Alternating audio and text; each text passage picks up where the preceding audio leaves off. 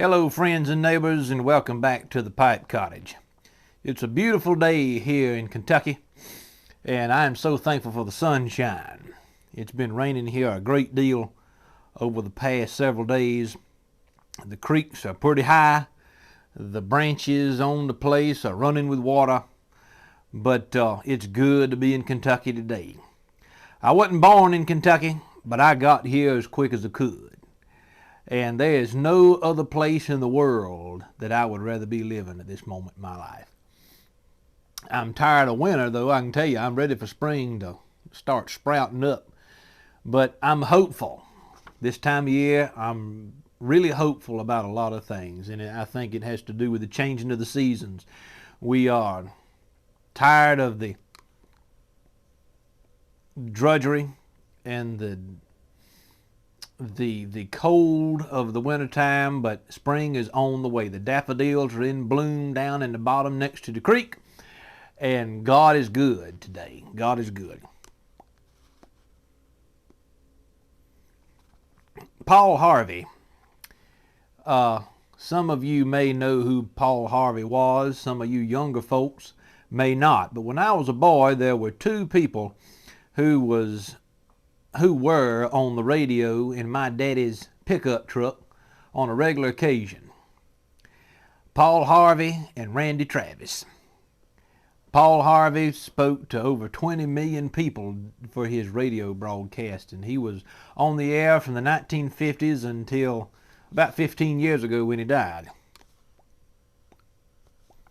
But one of the favorite quotes of mine from Paul Harvey it says this: "Man, despite his artistic pretensions, his sophistication, and his many accomplishments, owes his existence to a 6-inch layer of topsoil and the fact that it rains." It's a wonderful thing to be grounded, to recognize the importance of agriculture. Now, my little hound dog is trying to get up here. I don't need her to be a part of this video today. Our new bloodhound is named Maple, and she is turning out to be a precious dog. We're so glad to have her here.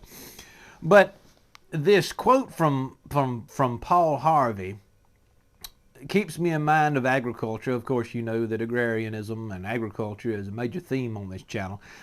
But if it wasn't for that 6-inch layer of topsoil and the fact that it rains, we wouldn't have pipe tobacco, because pipe tobacco, as you know, is an agricultural product. And so there's a lot of profound things in life, but most of what we care about boils down to pretty simple things.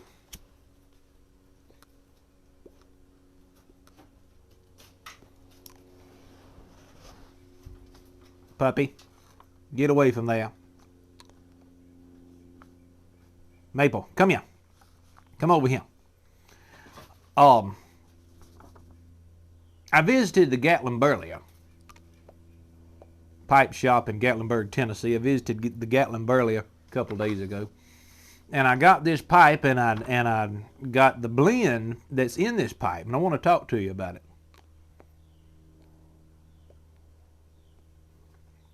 The pipe, I debated whether to buy it because it was kind of pricey. They had a price on it that was a few $100s, but I got a little discount on it. It's a 1986 Savinelli Autograph. I wanted this pipe because it's a birth year pipe for me. I have never owned a pipe that was made in 1986, and it was never smoked. They had a long-time customer there at the Gatlinburg who passed away some weeks ago, and the wife of the customer sold his pipe collection to the Gatlinburg. And a part of that collection was an unsmoked 1986 Savinelli collection autograph pipe. And buddy, I tell you, I'm really liking the way it smokes. And let me tell you about the blend that's in it. I'm fairly impressed with this.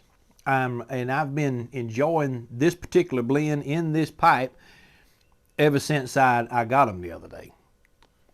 Smoked it several times, and no, this is not a paid advertisement.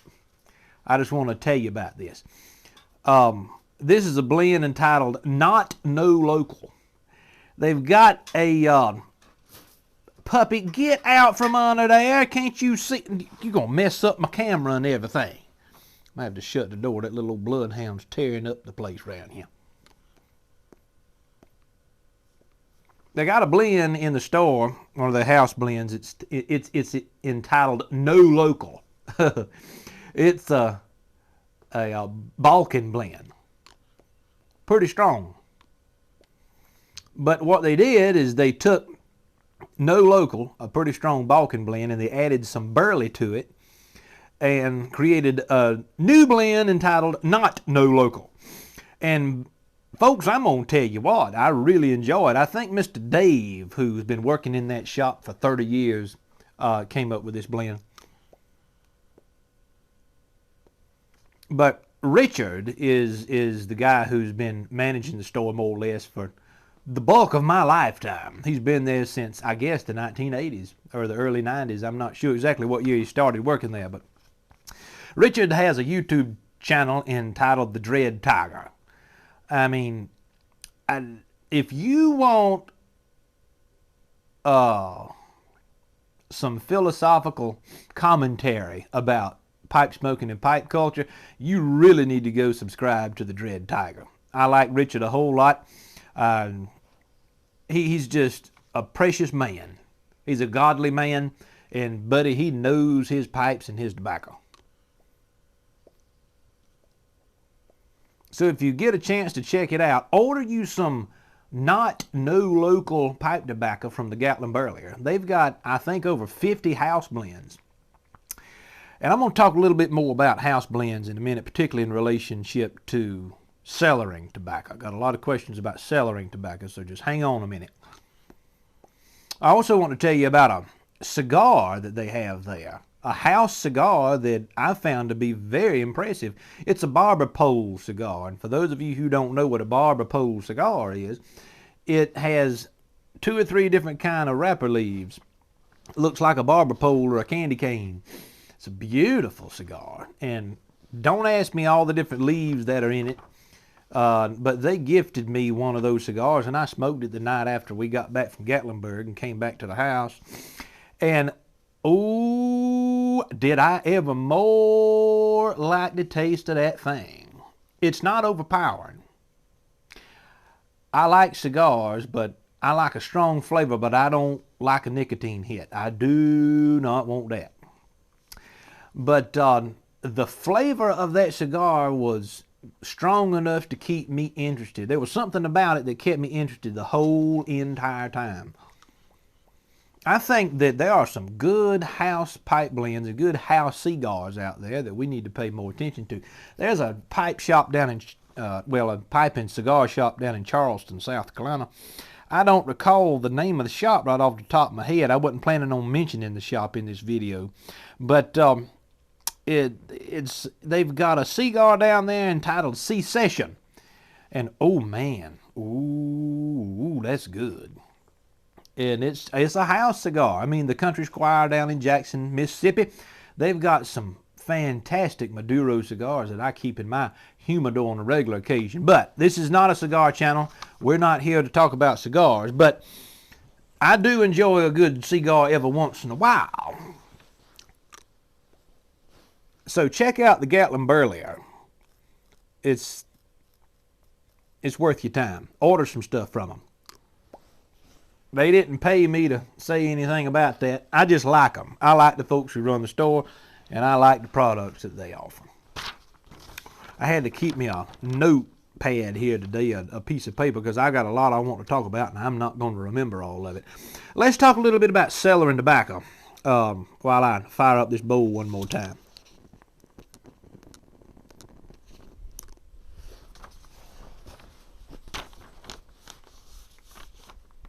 Now, cellaring is highly important. Now, I've mentioned this briefly in the past in a couple of different videos, But the reason you cellar is to age tobacco, to give it a better flavor over time, and to build a collection, because the price of tobacco is not going to be any cheaper than what it is now. It's never going to be cheaper than what it is now.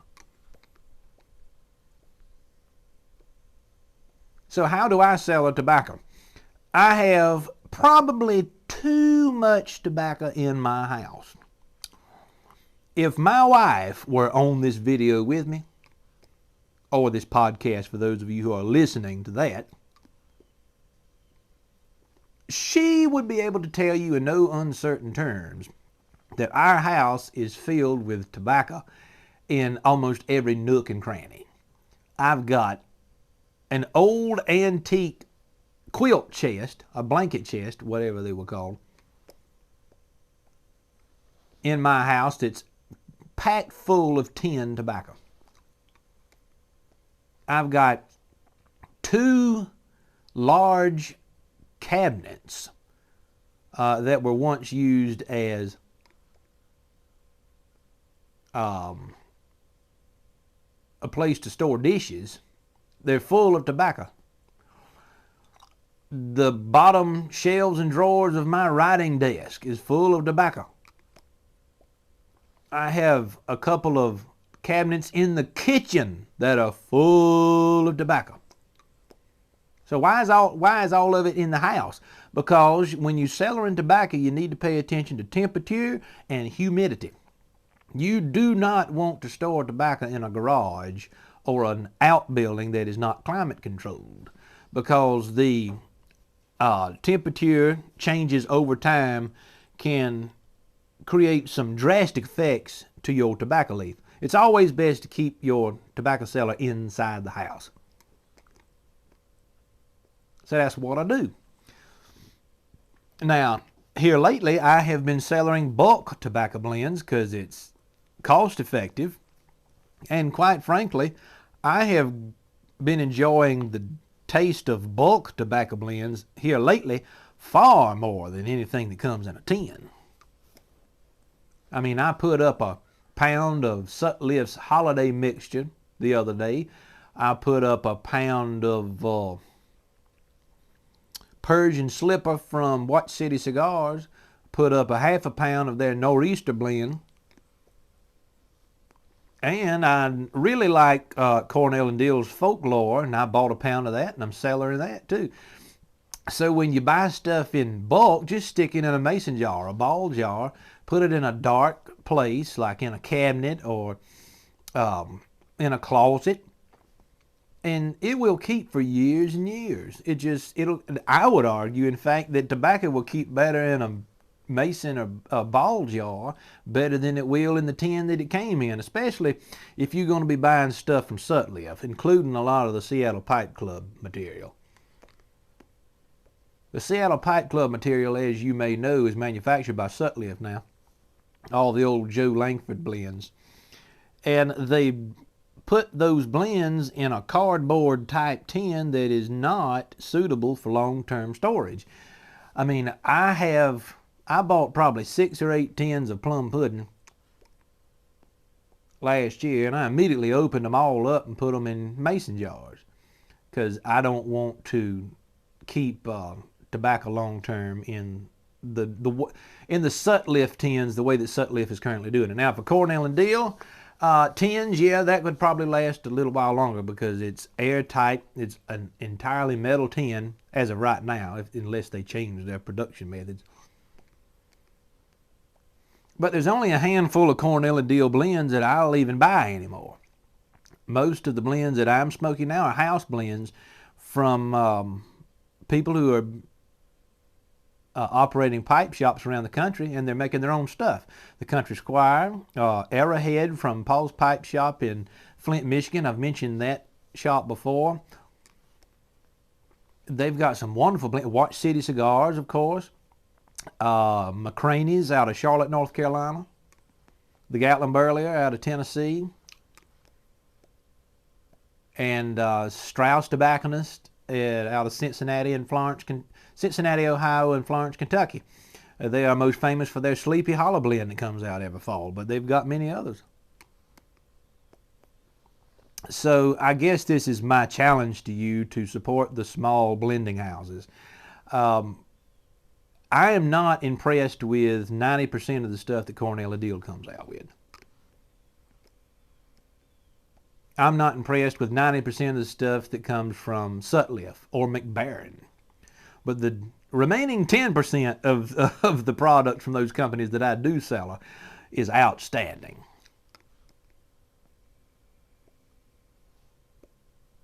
But support these smaller pipe shops. Buy some bulk material and put it in jars and build that cellar.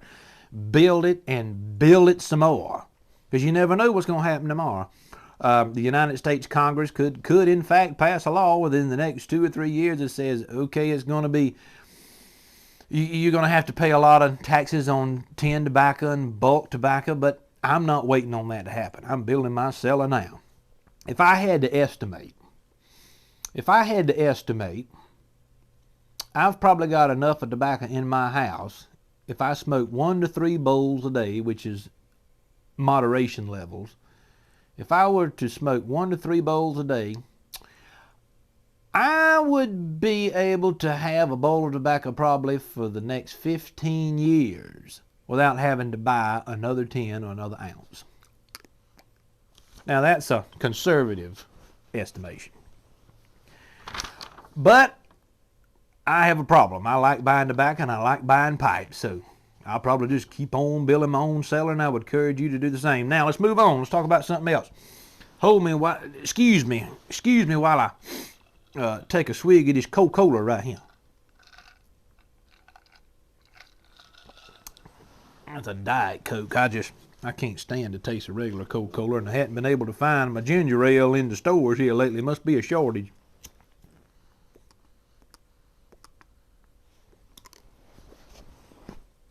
I wanted to announce again that we have a YouTube membership going on, and it's grown considerably. We have several dozen people now who have signed up for this YouTube membership.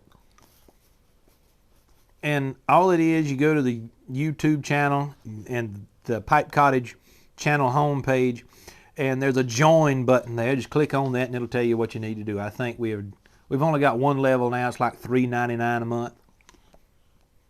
But what you get through that is access to Pipe Cottage live streams that we're going to be doing. And I'm going to eventually create my own Pipe Cottage forum that is exclusively for members as well. We're creating our own sort of Pipe Cottage culture here, our own community. We've got over 15,000 subscribers on the YouTube channel now, which is phenomenal for a pipe-centric content. I don't know what in the world the podcast is doing, but I'm so thankful and so honored and blessed and grateful for the support that we've got. So our first live stream is going to be tonight at 8 p.m. So if you see this video in time and you want to join our membership and become part of that, we're going to be talking about International Pipe Smoking Day, and we're going to celebrate pipe smoking on our first live stream tonight. And you will be able to chat with me, and any questions you have, you're certainly welcome to share them. And I hope that we'll have some good fellowship and a good time visiting with one another. So check out the Pipe Cottage membership if that's something you're interested in. I wanted to also tell you that I'm going to try to grow my own tobacco here at my farm in Kentucky this year. I've already selected a spot for it, getting the ground ready, and I've ordered my seed. I've got some Virginia Gold coming. I've got Burley and Oriental tobacco leaf coming. We'll see how it does in Kentucky soil. Of course, Burley always does good in Kentucky soil. Kentucky is one of the main burley producing states in the country. So I'm toying with the idea of bringing you along on that journey and making some video content about planting the seed, growing it, cultivating it, and curing it, and then eventually smoking it. And I would like to come up with my own Pipe Cottage blends through tobacco that we grow on this land.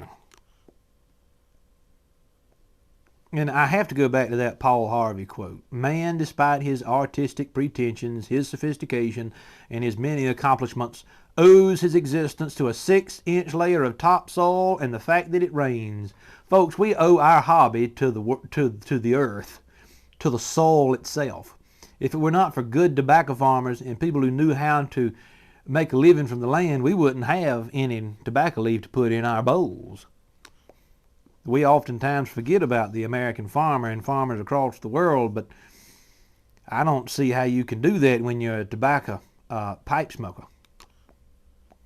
I wanted to give a shout out to a viewer of mine who sent me some seed, some Indian peace pipe tobacco seed, and the botanical name for this is Nicotiana sylvestris. It's not the same as Nicotiana tabacum, which is what we put in our pipes. Nicotiana sylvestris, Indian peace pipe tobacco, it's a tobacco plant, but it is used primarily these days for its fragrance and its floral appeal. I've seen some photographs of this plant online, and oh my goodness gracious, that thing is so pretty.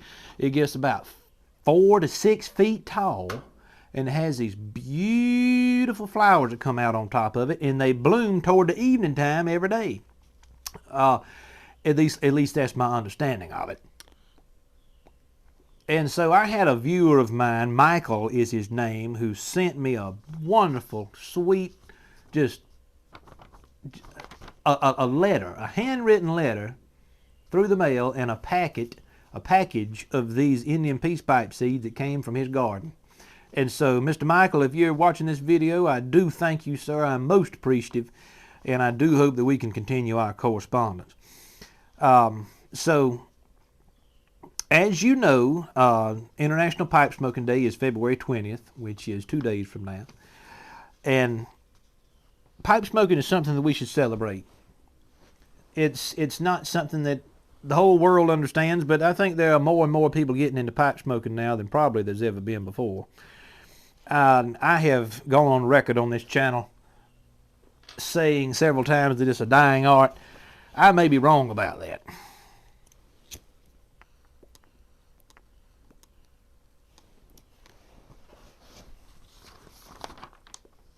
I am now of the opinion that pipe smoking is gaining popularity.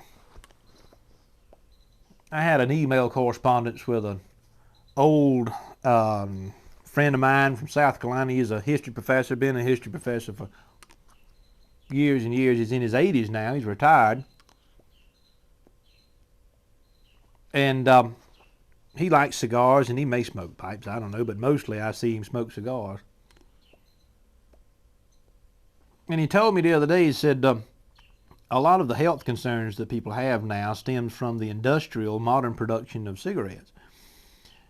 He said, but tobacco in its premium forms, pipe smoking and cigars, have offered comfort to generations of people for several hundreds of years. So that's the context in which I'm celebrating pipe smoking during this year's International Pipe Smoking Day. It provides comfort to me. It provides comfort to you. And I'm thankful to the Lord for it. Jerry Clower from Mississippi said years ago that if you have something in your life that you can't honestly thank the Lord for, then you better do without it. But I love pipe tobacco and pipe smoking, and I know you do too. So let's celebrate it this week. Let's celebrate the pipe, celebrate pipe tobacco and all the wonderful people who make this community and this industry work. That's all I wanted to talk about today. Just wanted to touch base. I'm about to go and plant some more apple trees on the farm. I planted some yesterday, and I'm getting ready to plant some more today, taking advantage of this sunshine. May even fit in a horse ride. Can't never tell. But until we have a chance to meet again, this is Alan Harrelson with the Pipe Cottage. May the Lord bless you. May the Lord keep you. May you enjoy the International Pipe Smoking Day 2023. Thank you for stopping by. We'll see you next time.